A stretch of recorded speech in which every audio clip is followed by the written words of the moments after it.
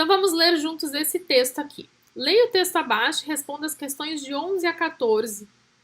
Agosto tem recorde de focos de incêndio na Amazônia em 9 anos, aponta a INPE.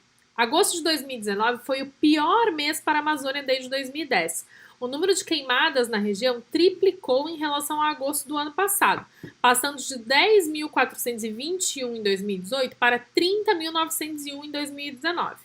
O recorde anterior, há 9 anos, foi de 45.018 focos de incêndio na parte brasileira do bioma. Os dados são do Instituto Nacional de Pesquisas Espaciais, o INPE. Especialistas ouvidos pela Globo foram unânimes em descartar fatores naturais, como as causas desse aumento. Para eles, o crescimento do número de incêndios registrados no mês é resultado da ação humana e está diretamente ligado ao aumento das taxas de desmatamento. Embora queimadas amazônicas sejam consideradas perturbações da diversidade local, em outro bioma brasileiro, elas podem atuar no ciclo da matéria, na diminuição da competição e acabarem por aumentar a biodiversidade. Qual é esse bioma? Beleza, gente, pensa aqui comigo, né? Ele está falando então de um bioma brasileiro em que as queimadas elas podem ser benéficas, tá? E qual que é esse bioma? Quem sabe me dizer? Eu quero ver aqui se alguém me responde qual é esse bioma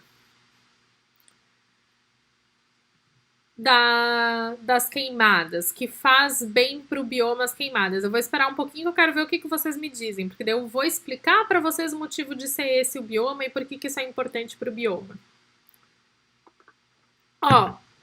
O Leandro já respondeu certinho ali. É o bioma do Cerrado.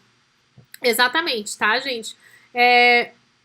O Jefferson também tá respondendo certinho, o Cerrado.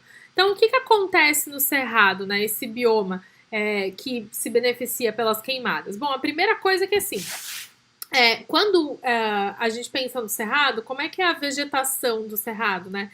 Ela é uma vegetação que ela é mais seca. Além dela ser uma vegetação mais seca, o clima do Cerrado também é um clima mais seco.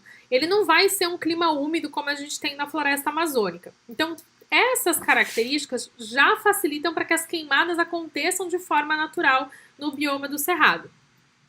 Então, a biomassa seca, né? Quando eu quero dizer biomassa seca, eu tô falando do quê?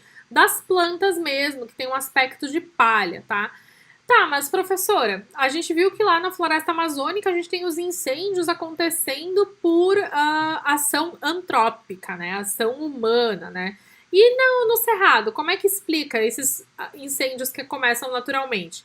A primeira coisa é que a gente pode ter raios, tá? Então, raios que caem nessa biomassa seca, nessa palha do Cerrado, podem fazer com que você tenha incêndios acontecendo. Uma rocha que fica roçando na outra, né? Que esfrega uma rocha na outra por algum animal que passa, alguma coisa assim.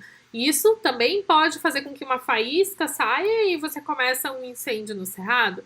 Ou então ainda também, olha só que coisa, né? O pelo de um animal que pode estar deitado ali se esfregando nessa palha seca, tá? Esse atrito também pode fazer com que o fogo comece, se inicie. Aí o que acontece? Tem uma diversidade, como o Leandro está falando ali, de plantas que estão adaptadas a essa situação.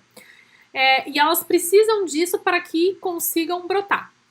Então elas têm uma casca um pouco mais fechada e tal. Aí o incêndio, o fogo, quando ele acontece, quando ele alcança essas sementes, ele faz com que essas sementes elas se abram. E aí você consegue ter o contato dessa semente com a água. E é isso que vai possibilitar o brotamento. Então, olha que interessante, né? No cerrado, a gente precisa do incêndio, precisa do fogo para que algumas plantas brotem, tá? Beleza?